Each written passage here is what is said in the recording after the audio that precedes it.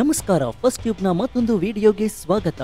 ನಿರ್ಮಾಪಕರಾಗಲು ಹೋಗಿ ಸಂಸಾರ ಹಾಳು ಮಾಡಿಕೊಂಡ್ರ ನಟ ಅಜಯ್ ರಾವ್. ಕನ್ನಡ ಚಿತ್ರರಂಗದ ನಟ ಅಜಯ್ ರಾವ್ ಹಾಗೂ ಪತ್ನಿ ಸ್ವಪ್ನ ರಾವ್ ಮಧ್ಯೆ ದಾಂಪತ್ಯದಲ್ಲಿ ಬಿರುಕು ಮೂಡಿದೆ. 2014ರಲ್ಲಿ ಪ್ರೀತಿಸಿ ಮದುವೆಯಾಗಿದ್ದ ಈ ಜೋಡಿ ಇದೀಗ ವಿಚ್ಛೇದನಕ್ಕೆ ಅರ್ಜಿ ಸಲ್ಲಿಸಿದ್ದಾರೆ. ಅಜಯ್ ರಾವ್ ಹಾಗೂ ಸ್ವಪ್ನ ರಾವ್ ಈಗಾಗಲೇ ವಿಚ್ಛೇದನಕ್ಕೆ ಅರ್ಜಿ ಹಾಕಿದ್ದು, ಈ ಕೇಸ್ ನಿಜವಾಗಿಯೂ ಯಾವತ್ತು ದಾಖಲಾಗಿದೆ, ಎಂದಿನಿಂದ ಈ ದಂಪತಿಗಳ ಮಧ್ಯೆ ಬಿರುಕು ಉಂಟಾಗಿದೆ, ಆ ಕೊನೆಯದಾಗಿ ಮಾಡಿದ ಸಿನಿಮಾದಿಂದಲೇ ಅಜಯ್ ರಾವ್ಗೆ ಈ ಸಂಕಷ್ಟ ಬಂದಿದ್ಯಾ, ಈ ಎಲ್ಲಾ ಸಂಗತಿಗಳು ಇದೀಗ ಚರ್ಚೆಗೆ ಗ್ರಾಸವಾಗಿದೆ. ಇದಷ್ಟೇ ಅಲ್ಲದೆ ಅಜಯ್ ರಾವ್ ಅವರಿಗೆ ತಮ್ಮ ಪತ್ನಿ ವಿಚ್ಛೇದನ ಕೊಡುತ್ತಿದ್ದಾರೆ ಅನ್ನೋ ಸುದ್ದಿ ಕೂಡ ಅವರಿಗೆ ಗೊತ್ತಿರಲಿಲ್ಲ. ಮೊದಲ ಬಾರಿಗೆ ನ್ಯೂಸ್ ರಿಪೋರ್ಟರ್ ಕೇಳಿದಾಗ ನಗು ನಗುತ್ತಲೇ ಹೌದಾ ಅಂತ ಕೇಳಿದ್ರು. ಅದಾದ ಬಳಿಕ ಸುದ್ದಿ ಗೊತ್ತಾಗಿ ಈ ಬಗ್ಗೆ ಗಂಭೀರವಾಗಿ ಮಾತನಾಡಿದ್ರು. ಈಗ ಸಿಕ್ಕಿರೋ ಮಾಹಿತಿ ಪ್ರಕಾರ ಅಜಯ್ ರಾವ್ ಅವರು ನಿರ್ಮಾಪಕರಾಗಲು ಹೋಗಿದ್ದೇ ಈ ಕೌಟುಂಬಿಕ ಕಲಹಕ್ಕೆ ಕಾರಣ ಎನ್ನಲಾಗ್ತಾ ಇದೆ. ಒಂದು ಮೂಲಗಳ ಪ್ರಕಾರ ತಮ್ಮ ನಟನೆಯ ಎಕ್ಸ್ಕ್ಯೂಸ್ ಮಿ ಚಿತ್ರದಿಂದಲೂ ಕನ್ನಡ ಚಿತ್ರರಂಗದಲ್ಲಿ ನಟನಾಗಿದ್ದ ಅಜಯ್ ರಾವ್ ಅವರು ಇತ್ತೀಚೆಗೆ ನಿರ್ಮಾಪಕ ಕಮ್ ನಟರಾಗಿದ್ರು. ಯುದ್ಧಕಾಂಡ ಚಿತ್ರವನ್ನ ನಿರ್ಮಾಣ ಮಾಡಿ ನಾಯಕನಾಗಿ ನಟನೆಯನ್ನ ಮಾಡಿದ್ದಂತಹ ಅಜಯ್ ರಾವ್ ಅವರು ಆ ಚಿತ್ರದಿಂದ ಸಾಕಷ್ಟು ನಷ್ಟವನ್ನ ಅನುಭವಿಸಿದ್ರು. ಅದೇ ಇವರಿಬ್ಬರ ದಾಂಪತ್ಯದಲ್ಲಿ ವಿರಸ ಮೂಡಲು ಕಾರಣ ಎನ್ನಲಾಗ್ತಾ ಇದೆ. ದುಡ್ಡೇ ದೊಡ್ಡಪ್ಪ ಅನ್ನೋದು ಈಗಿನ ಕಾಲದಲ್ಲಿ ಎಲ್ಲರ ವಿಚಾರದಲ್ಲೂ ನಿಜವಾಗುತ್ತೆ. ಅದರಲ್ಲೂ ಮುಖ್ಯವಾಗಿ ಸೆಲೆಬ್ರಿಟಿಗಳ ವಿಚಾರದಲ್ಲಿ ತುಂಬಾ ಬೇಗ ನಿಜವಾಗುವ ಸಂದರ್ಭ ಹೆಚ್ಚು. ಕಾರಣ ಅವರ ಲೈಫ್ ಸ್ಟೈಲ್ ಹಾಗೂ ಅತಿಯಾದ ನಿರೀಕ್ಷೆಗಳು ಎನ್ನಬಹುದೇನೋ.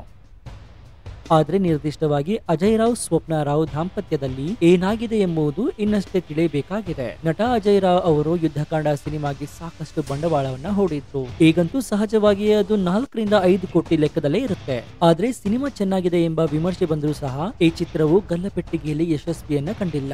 ಈ ಚಿತ್ರದಿಂದ ನಟ ನಿರ್ಮಾಪಕ ಅಜಯ್ ರಾವ್ ಸಾಕಷ್ಟು ನಷ್ಟವನ್ನ ಅನುಭವಿಸಿದ್ರು. ಜೊತೆಗೆ ಸಿನಿಮಾ ನಿರ್ಮಾಣಕ್ಕೆ ತಮ್ಮ BMW ಕಾರನ್ನ ಸಹ ಮಾರಾಟ ಮಾಡಿದ್ರು. ಆ ವಿಚಾರ ಕೂಡ ಸಾಕಷ್ಟು ಚರ್ಚೆಯಾಗಿತ್ತು. ಅಜಯ್ ರಾವ್ ಅವರ ಮಗಳು ಕೂಡ ಕಣ್ಣೀರನ್ನ ಹಾಕಿರುವಂತಹ ವಿಡಿಯೋ ವೈರಲ್ ಕೂಡ ಆಗಿತ್ತು. ಆದ್ರೆ ಅವರ ವಿಶ್ವಾಸ ಏನಾಗಿತ್ತು ಅಂದ್ರೆ ಯುದ್ಧಕಾಂಡ ಸಿನಿಮಾ ತುಂಬಾ ಚೆನ್ನಾಗಿ ಓಡುತ್ತೆ, ಅದರಿಂದ ಮತ್ತೆ ಆ ಕಾರನ್ನ ಪಡಿಬಹುದು ಅನ್ನೋ ಲೆಕ್ಕಾಚಾರವನ್ನ ಅಜಯ್ ರಾವ್ ಹಾಕಿದ್ರು. ಆದ್ರೆ ಆ ಸಿನಿಮಾವನ್ನ ಪ್ರೇಕ್ಷಕರು ನೋಡದೇ ಇದ್ದ ಕಾರಣ ತುಂಬಾ ನಷ್ಟ ಆಗುತ್ತೆ. ಸಿನಿಮಾದಿಂದ ಆದ ನಷ್ಟವೇ ಈ ದಂಪತಿಗಳ ಡಿವೋರ್ಸ್ಗೆ ಕಾರಣವಾಯಿತಾ ಅಥವಾ ಬೇರೆ ಇನ್ನೇನಾದ್ರೂ ಸೃಷ್ಟಿ ಆಯ್ತಾ? ಈ ಬಗ್ಗೆ ನಿಖರ ಕಾರಣ ಇನ್ನಷ್ಟೇ ಖಾತ್ರಿ ಆಗ್ಬೇಕಾಗಿದೆ. ಇನ್ನು ನಟ ಅಜಯ್ ರಾವ್ ಹಾಗೂ ಸ್ವಪ್ನ ರಾವ್ ಮಧ್ಯೆ ಹೊಂದಾಣಿಕೆ ಕೊರತೆಯೋ ಅಥವಾ ಬೇರೆ ಇನ್ನೇನಾದ್ರೂ ಕಾರಣ ಇತ್ತಾ ಗೊತ್ತಿಲ್ಲ. ಒಟ್ನಲ್ಲಿ 10 ವರ್ಷಗಳಿಗೂ ಮೊದಲು ಪ್ರೀತಿಸಿ ಮದುವೆಯಾಗಿ ಸಂಸಾರ ಕಟ್ಟಿಕೊಂಡಿದ್ದ ಈ ಜೋಡಿ ಇದೀಗ ಬೇರೆ ಬೇರೆಯಾಗಲು ನಿರ್ಧರಿಸಿದ್ದಾರೆ ಎನ್ನಲಾಗ್ತಾ ಇದೆ. ಇವರಿಬ್ಬರ ದಾಂಪತ್ಯಕ್ಕೆ ಅಂತ್ಯ ಹಾಡಲು ನಿರ್ಧರಿಸಿರುವ ಇವರಿಗೆ ಕೋರ್ಟ್ ಮೆಟ್ಟಿಲೇರಿರುವ ಸಂಗತಿ ಬಯಲಾಗಿದೆ. ಒಟ್ನಲ್ಲಿ ಸ್ಯಾಂಡಲ್ವುಡ್ ನಲ್ಲೂ ಇದೀಗ ಹಲವು ಡಿವೋರ್ಸ್ ಕೇಸ್ಗಳು ಸದ್ದು ಮಾಡ್ತಾ ಇವೆ. ಮುಂದೇನು ಎಂಬ ಕುತೂಹಲ ಸಹಜವಾಗಿಯೇ ಸೃಷ್ಟಿಯಾಗಿದೆ. ಕಳೆದ ವರ್ಷವಷ್ಟೇ ಈ ಜೋಡಿ ನೂತನ ಗೃಹ ಪ್ರವೇಶ ಮಾಡಿ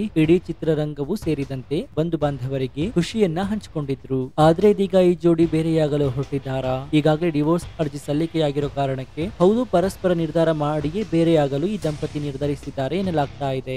ಎಕ್ಸ್ಕ್ಯೂಸ್ ಮಿ ಚಿತ್ರದ ಮೂಲಕ ಕನ್ನಡ ಚಿತ್ರರಂಗಕ್ಕೆ ಕಾಲಿಟ್ಟ ನಟ ಅಜಯ್ ರಾವ್ ಅವರು ಬಳಿಕ ಬಹಳಷ್ಟು ಸಿನಿಮಾಗಳಲ್ಲಿ ನಟಿಸಿದ್ದಾರೆ. ನಟಿ ಪೂಜಾ ಗಾಂಧಿ ಅವರ ಜೊತೆ ತಾಜ್ ಮಹಲ್ ಚಿತ್ರದಲ್ಲಿ ಸಹ ಅಜಯ್ ರಾವ್ ಅವರು ನಾಯಕ ನಟನಾಗಿದ್ರು. ಈ ಚಿತ್ರ ಸೂಪರ್ ಹಿಟ್ ಆಗಿತ್ತು. ಕೃಷ್ಣ ಸೇರಿದಂತೆ ಅಜಯ್ ರಾವ್ ಅವರು ನಟಿಸಿದ ಕನ್ನಡ ಚಿತ್ರಗಳ ಲಿಸ್ಟ್ ಸಾಕಷ್ಟು ದೊಡ್ಡದಿದೆ. ಇತ್ತೀಚೆಗಷ್ಟೇ ಅಜಯ್ ರಾವ್ ಅವರ ನಿರ್ಮಾಣ ಹಾಗೂ ನಟನೆಯ ಯುದ್ಧಕಾಂಡ ಸಿನಿಮಾ ಕೂಡ ಬಿಡುಗಡೆಯಾಗಿತ್ತು. ನಟ ನಿರ್ಮಾಪಕ ಅಜಯ್ ರಾವ್ ಅವರು ಹೆಚ್ಚಾಗಿ ಕೃಷ್ಣ ಹೆಸರಿನ ಸಿನಿಮಾಗಳಲ್ಲಿ ನಟಿಸ್ತಾ ಇರೋದ್ರಿಂದ ಅವರಿಗೆ ಕೃಷ್ಣ ಅಜಯ್ ರಾವ್ ಎಂಬ ಮರುನಾಮಕರಣವು ಅನ್ಅಫಿಷಿಯಲ್ ಎಂಬಂತೆ ಆಗಿತ್ತು. ಅದೆಷ್ಟೋ ಜನರಿಗೆ ಕೃಷ್ಣ ಅಜಯ್ ರಾವ್ ಎಂದರೇನೆ ಗೊತ್ತಾಗೋದು ಎಂಬಷ್ಟರ ಮಟ್ಟಿಗೆ ನಟ ಅಜಯ್ ರಾವ್ ಅವರು ಕೃಷ್ಣನ ಪಾತ್ರದ ಮೂಲಕ ಪ್ರಸಿದ್ಧಿಯನ್ನ ಪಡೆದಿದ್ರು. ಇದೀಗ ದಾಂಪತ್ಯದಲ್ಲಿ ಮೂಡಿದ ಬಿರುಕು ಹಾಗೂ ವಿಚ್ಛೇದನಕ್ಕೆ ಅರ್ಜಿ ಮತ್ತೊಮ್ಮೆ ಸುದ್ದಿಯಾಗಿದ್ದು, ಪತ್ನಿ ಡಿವೋರ್ಸ್ ಕೊಡ್ತಿದ್ದಾರೆ ಅನ್ನೋ ಸುದ್ದಿ ಸ್ವತಃ ಅಜಯ್ ರಾವ್ ಅವರಿಗೆ ಗೊತ್ತಿರಲಿಲ್ಲ. ಹೌದು, ಈ ವಿಚಾರಕ್ಕೆ ಸಂಬಂಧಿಸಿದಂತೆ ಖುದ್ದು ಅಜಯ್ ರಾವ್ ಅವರೇ ಸ್ಪಷ್ಟನೆಯನ್ನ ನೀಡಿದ್ರು. ನ್ಯೂಸ್ ಚಾನೆಲ್ ಒಂದರಲ್ಲಿ ಮಾತನಾಡಬೇಕಾದ್ರೆ ಅಜಯ್ ರಾವ್ ಅವರು, ನನಗೆ ಗೊತ್ತಿಲ್ಲವಾದ ಈ ವಿಚಾರ, ನನ್ನ ಹೆಂಡತಿ ಕೋರ್ಟ್ಗೆ ಹೋಗಿದ್ದಾಳ, ಅವರನ್ನೇ ಕೇಳ್ತೀನಿ ಹಿರಿ ಅಂತ ಹೇಳ್ತಾರೆ. ಅಜಯ್ ರಾವ್ ಅವರ ಈ ಉತ್ತರದಿಂದ ಯಾರಿಗಾದ್ರೂ ಸಹ ಅನುಮಾನ ಮೂಡೋದು ಸಹಜ. ಅರೆ, ಬೆಳಗ್ಗೆಯಿಂದ ಮಾಧ್ಯಮಗಳಲ್ಲಿ ಪ್ರಸಾರವಾದ ಸುದ್ದಿ ಸುಳ್ಳ? ಈ ಪ್ರಶ್ನೆ ಕೂಡ ಮೂಡುತ್ತೆ. ಆದ್ರೆ ಅಸಲಿಗೆ ಮಾಧ್ಯಮದಲ್ಲಿ ಬರ್ತಾ ಇರುವ ಸುದ್ದಿ ಖುದ್ದು ಅಜಯ್ ರಾವ್ ಅವರ ಗಮನಕ್ಕೆ ಬಂದಂತೆ ಕಾಣ್ತಾ ಇಲ್ಲ. ತಮ್ಮ ಪತ್ನಿ ತಮ್ಮ ವಿರುದ್ಧ ನ್ಯಾಯಾಲಯದ ಮೊರೆ ಹೋಗಿದ್ದಾರೆ ಎನ್ನುವ ಸುಳಿವು ಕೂಡ ಅಜಯ್ ರಾವ್ ಅವರಿಗೆ ಇರ್ಲಿಲ್ವೇನೋ? ಇದಕ್ಕೆ ಕೈಗನ್ನಡಿ ಎಂಬಂತೆ ಮೊದಲು ನಗುನಗುತ್ತಾ ಉತ್ತರಿಸಿದ ಅಜಯ್ ರಾವ್ ಆ ನಂತರ ವಿಷಯದ ತೀವ್ರತೆಯನ್ನ ಅರಿತ ನಂತರ ಗಂಭೀರವಾಗಿ ಮಾತನಾಡಿದ್ರು. ಇದು ನಮ್ಮ ವೈಯಕ್ತಿಕ ಖಾಸಗಿ ವಿಚಾರ, ನಾವು ಅದನ್ನ ಬಗೆಹರಿಸಿಕೊಳ್ತೇವೆ, ಡಿಗ್ನಿಫೈಡ್ ಆಗಿ ನಾವು ಈ ವಿಚಾರವನ್ನ ಹ್ಯಾಂಡಲ್ ಮಾಡ್ತೇವೆ ಅಂತ ಹೇಳಿದ್ದಾರೆ. ಇದಷ್ಟೇ ಅಲ್ಲದೆ ಇದೆಲ್ಲದರಿಂದ ನನ್ನ ಮಗಳ ಭವಿಷ್ಯಕ್ಕೆ ತೊಂದರೆಯಾಗೋದು ಬೇಡ, ನಮ್ಮ ಖಾಸಗಿತನಕ್ಕೆ ಗೌರವ ಕೊಡಿ, ದಯವಿಟ್ಟು ಇದನ್ನೆಲ್ಲ ಇಲ್ಲಿಗೆ ನಿಲ್ಲಿಸಬಿಡಿ ಹೀಗಂತ ಅಜಯ್ ರಾವ್ ಅವರು ಮನವಿಯನ್ನ ಮಾಡಿದ್ದು ತಮ್ಮ ಮೊಬೈಲ್ ಅನ್ನ ಕೂಡ ಸ್ವಿಚ್ ಆಫ್ ಅನ್ನ ಮಾಡ್ಕೊಂಡಿದ್ರು. ಒಟ್ನಲ್ಲಿ ಅಜಯ್ ರಾವ್ ಅವರು ಸದ್ಯ ಈ ಸುದ್ದಿಯನ್ನ ಅಳ್ಳಗೆಳೆದಿಲ್ಲ, ಸುಳ್ಳು ಅಂತ ಕೂಡ ಹೇಳಿಲ್ಲ. ಹೀಗಾಗಿ ಅಜಯ್ ರಾವ್ ಅವರ ದಾಂಪತ್ಯದಲ್ಲಿ ಬಿರುಕು ಮೂಡಿದೆ ಎನ್ನುವಂತ ಎನ್ನುವಂತಹ ಅನುಮಾನ ಈಗ ಹಲವರಲ್ಲಿ ಹೆಚ್ಚಾಗಿದೆ. ಇದರ ನಡುವೆ ಸ್ವಪ್ನ ಅವರು ತಮ್ಮ ಹೆಸರಿನ ಮುಂದೆ ಇದ್ದ ಅಜಯ್ ರಾವ್ ಹೆಸರನ್ನ ಸೋಷಿಯಲ್ ಮೀಡಿಯಾದಲ್ಲಿ ತೆಗೆದು ಹಾಕಿದ್ದಾರೆ. ಇದರಿಂದ ಅನುಮಾನ ಕೂಡ ಬಲವಾಗಿದೆ. ಇನ್ನು ಇದೇ ವೇಳೆ ಸ್ವತಃ ಅಜಯ್ ರಾವ್ ಅವರೇ ಇದೀಗ ಪತ್ರವನ್ನ ಬರೆದಿದ್ದಾರೆ. ಹಾಗಾದ್ರೆ ಈ ಪತ್ರದಲ್ಲಿ ಏನಿದೆ ಅನ್ನೋದನ್ನ ನೋಡೋದಾದ್ರೆ, ಈ ಸೂಕ್ಷ್ಮ ಸಮಯದಲ್ಲಿ ನಮ್ಮ ಕುಟುಂಬದ ಖಾಸಗಿತನವನ್ನ ಗೌರವಿಸುವಂತೆ ಹಾಗೂ ವೈಯಕ್ತಿಕ ವಿಷಯಗಳಿಗೆ ಸಂಬಂಧಿಸಿದ ಯಾವುದೇ ಸುದ್ದಿಯನ್ನ ಹಂಚಿಕೊಳ್ಳುವುದನ್ನು ಅಥವಾ ಹರಡುವುದನ್ನು ದೂರವಿಡುವಂತೆ ತಮ್ಮನ್ನು ವಿನಮ್ರವಾಗಿ ವಿನಂತಿಸುತ್ತೇನೆ. ಪ್ರತಿಯೊಂದು ಕುಟುಂಬವು ಸವಾಲುಗಳನ್ನು ಎದುರಿಸುತ್ತೆ, ಅವುಗಳನ್ನು ಖಾಸಗಿಯಾಗಿ ಉಳಿಯುವಂತೆ ಸಹಕರಿಸಿ ಎಂದು ಎಲ್ಲರಲ್ಲಿ ಹೃತ್ಪೂರ್ವಕವಾಗಿ ವಿನಂತಿ ಅಂತ ನಟ ಅಜಯ್ ರಾವ್ ಅವರು ಸೋಷಿಯಲ್ ಮೀಡಿಯಾದಲ್ಲಿ ಬರೆದಿದ್ದಾರೆ. ಇನ್ನು ತಾನಾಯಿತು ತನ್ನ ಕೆಲಸ ಆಯಿತು ಅಂತ ಅಜಯ್ ರಾವ್ ಅವರು ಇದ್ರು. ಇತ್ತೀಚಿನ ವರ್ಷದಲ್ಲಿ ಅವರ ಸಿನಿಮಾಗಳು ದೊಡ್ಡದಾಗಿ ಸದ್ದು ಮಾಡಿರಲಿಲ್ಲ. ಅಂತಿಮವಾಗಿ ತಾವೇ ಯುದ್ಧಕಾಂಡ 2 ಸಿನಿಮಾವನ್ನ ನಿರ್ಮಿಸಿ ನಟಿಸುವ ಸಾಹಸವನ್ನ ಮಾಡಿದ್ರು. ಕಳೆದ ವರ್ಷ ದಂಪತಿಯ ಹೊಸ ಮನೆಯ ಗೃಹ ಪ್ರವೇಶವನ್ನ ಕೂಡ ಮಾಡಿದ್ರು. ಆದ್ರೆ ಈ ಸಿನಿಮಾಗೆ 4 ರಿಂದ 5 ಕೋಟಿ ವೆಚ್ಚವನ್ನ ಹಾಕಿದ್ರು.